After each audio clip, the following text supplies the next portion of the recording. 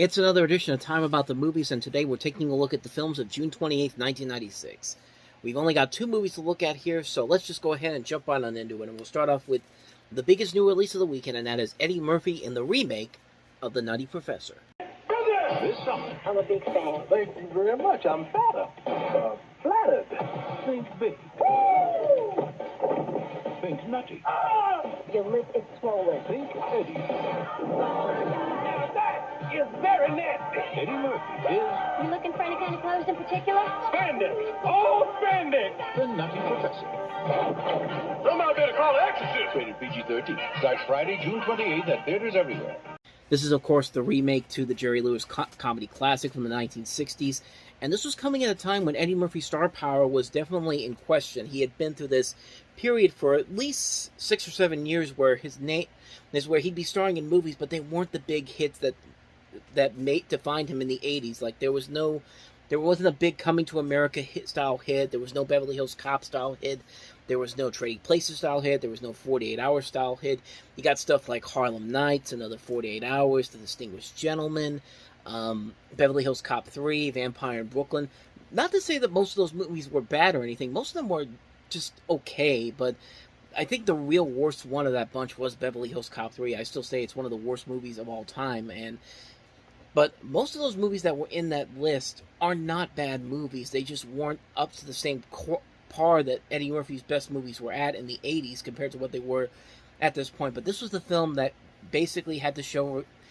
Eddie Murphy in this movie basically had to show everybody that, hey, I can still be funny and I can still be really damn good. And he's both that in this movie. This is a really damn good movie. It's a really good remake of the original film that doesn't just do the same story as the previous film. It modernizes it, puts this unique twist on the story that actually works to the film's advantage, and just paves the way for this impressive makeup work that's done on here. The makeup work is what everybody usually talks about with this film, and when you get a guy like Rick Baker to do this, I mean, you're already on the right path with that front, but it's not only is the makeup really good here, but the visual effects in this movie surprisingly still hold up after all these years. I was looking at this, and this is a movie that's been over 30 years, almost 30 years after it came out.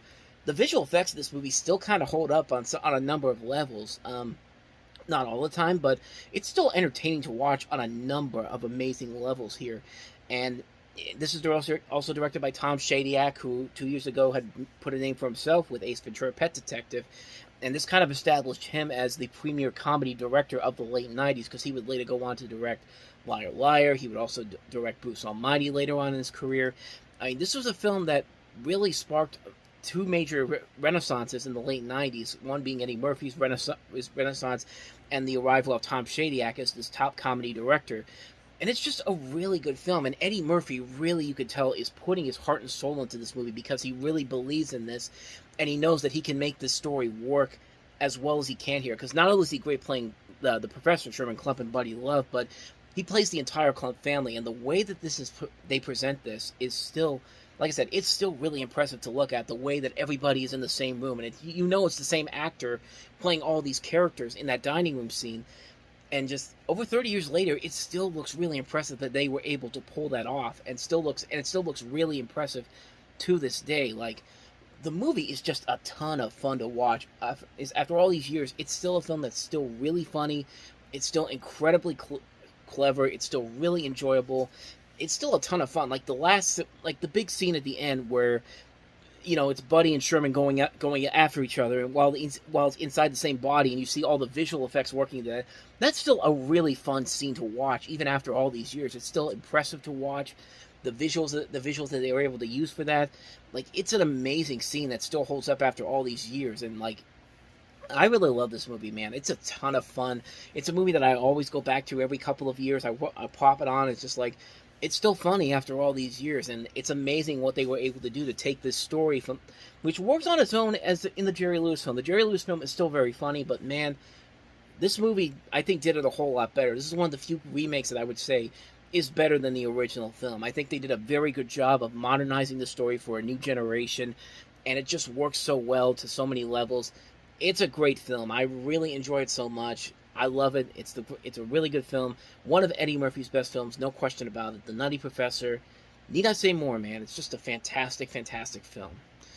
With that said, let us go ahead and move on to the last movie that we have here, and that is a comedy that's not quite as well received as The Nutty Professor, but it's some people call it one of the most notorious bombs to come out in '96, but was it really? Let's see for ourselves. This is Demi Moore in Striptease. Your Honor, my ex-husband is a thief. That hardly qualifies him to raise a 7-year-old child. Neither does being a mother without a job. My lawyer told me this appeal is going to cost me $20,000. I mean, is there a shot in hell that I can make that in 6 weeks? Erin Grant is desperate. And desperate times call for desperate missions. Cream corn wrestling. No chance that I am going to roll around naked in creamed corn with a bunch of drunken yahoos trying to stick niblets up my hoo-ha. Erin has many interesting men in her life.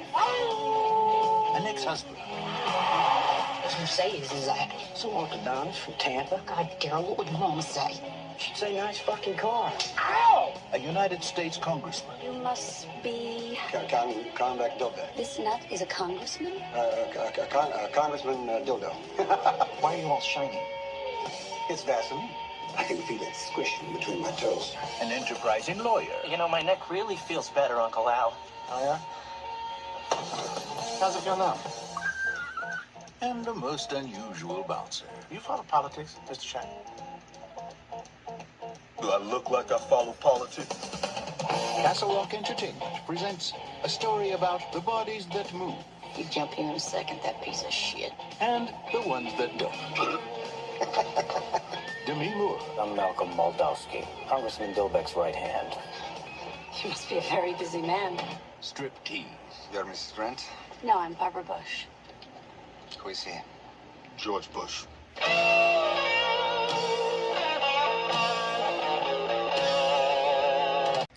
So let's just jump into some of the things that are notable about this movie before we actually jump into my thoughts on it, because there are some notable things about this movie. This was a film that was a highly publicized film, of course, with Demi Moore in it. She got paid a then unprecedented almost $13 million to star in this movie, making her the highest paid actress up to that point. There was a lot of expectations for this film. This was a film that was originally... It's based off of a book by Carl Hiaasen, Hiaasen. I think I don't know if I'm mispronouncing that or not, but that's the name of the writer that wrote this. And this book is supposedly is very, very different from the actual movie here. There was a lot of controversies behind it at the time of its release. There was a lot of behind the scenes stuff of Demi Moore actually going to an actual pole dancing school, I guess, or a place where they teach pole dancing, and she had to learn how to do these dances in this movie. And for the longest time, I always considered it one of her worst movies that she's ever done. I myself have admitted that this is not a good movie by any means. I think when I did my list of the top 5 best and worst Demi Moore movies, I think I had this at number 2. But the more I've looked at it after all these years later, I'll say this: it's not a very good movie. It's a very disappointing film on a number of levels, because you could see the pieces where this could actually work. I mean, you've got Demi Moore. Demi Moore is a very good actress. We've seen her in so many good movies. This was the film that was notably seen as the film that marked her downturn in her career. And in this movie here, her character really isn't all that interesting or that engaging. That's one of the things. Yeah, it's cool to see. Yeah, it's nice seeing a hot Demi Moore stripping and getting nude in this. It's a cool. I mean, if you're a guy, it's a really good idea, and to sell it like this. And yeah, it's nice to see her get nude. But you know what? You have the internet. You can watch this stuff. You can go to websites to just watch these clips from that movie here. But you also have to sit through this boring melodrama, this side plot, which should be very intriguing. You've got Robert Patrick playing her ex-husband, and the whole story is that Demi Moore's character is basically doing this just because she's about to lose custody of her daughter, and I mean, it's just not engaging whatsoever. The problem is, I think this director, Andrew Bergman, I think is much better than this. I think there was so much on here that he could have made this a whole lot better. This is the guy that did The Freshman. This is the guy that did It Could Happen to You, Honeymoon in Vegas. Very funny comedies, but here he has to balance a black comedy with this very serious subplot here, and it's reminiscent of something like Over the Top. Like, we have to have a custody battle storyline. line in that film, but so is with Sylvester Stallone having to win an arm wrestling contest in order to gain custody of his son, at least of his son. It's just like, what sense does that make? It's the same thing in this movie here. Like it just doesn't make a whole lot of sense here. And Robert Patrick himself is not even that great in this movie, honestly, and that's a shame too, because Robert Patrick can be so good in movies like this, but he just plays it way too over the top. It's clear that he's not even trying to play this straightforward. It's just like, it doesn't really work to his advantages as an actor. I will say there are things about the movie that I do think are indeed funny. I like Ving Rhames playing the security guard for the strip club that Demi Moore works in, and I surprisingly found Burt Reynolds kind of funny in this movie. I like seeing them playing this different type of role, and it's weird seeing him with that blonde hair, but it actually does kind of work here. And yeah, the dancing sequences are nicely done. There are even times when there are some bits of good comedy here and there, but you just have to sit through this melodramatic storyline that just doesn't really have a whole lot there to work to the film's advantages. I mean, it's a film that has so much potential to be really good, considering the talent that's on board here, but in the end, the story just wasn't that good. I think if they had another rewrite of the script, or maybe they even took some stuff from the book to make it kind of more believable, maybe you can actually have something here. But as it is, I will say, yeah, it's not a very good movie. Do I hate it as much as I did before? It's a long time ago. Not really. I mean, I've grown to kind of like it a little bit for just some of the little bits of elements that I do kind of like about it. But other than that, though, I still wouldn't say it's a great film whatsoever. I still feel like it's a film that is only really watchable because of the strip club scenes, because of the dancing scenes, and that's pretty much about it, along with some little bits of comedy here and there. But other than that, though, the film just doesn't work because it takes itself way too seriously at too many points. It throws in a subplot that doesn't really fit with the rest of the flow of the film. It's just a major misfire on a number of levels. I won't say it's a bad movie overall. I won't say it's a great film either. It's a film that's just kind of like, like I said before, I hated it before a long time ago, but in the years since then, I've actually grown to kind of appreciate it a little bit more, but never to the point where I would say, you should check this movie out. I still think it's not a very good film overall. It's just an idea that should be it's just an idea that sounds good on paper, but it still needed another rewrite. I think it needed another rewrite to really get the flow of what the movie was all about. I mean, to its credit, though, it's still a lot better than Showgirls. I mean, Showgirls was just a bit... But I take that back. Showgirls is one of those so bad it's good movies. Striptease, it's not up to that level. It's just a movie that's just kind of like...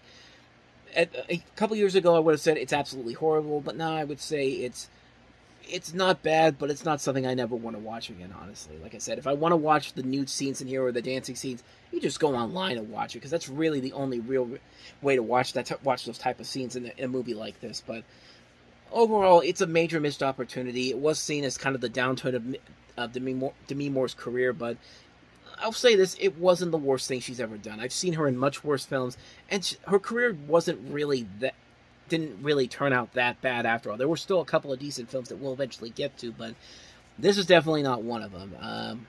So that's my thoughts on Striptease. So with that said, that wraps up another edition of Time About the Movies. When we meet next time, we've got 4th of July weekend 1996, halfway through the year, and we've got the biggest movie of the entire year. That is Roland Emmerich's Independence Day.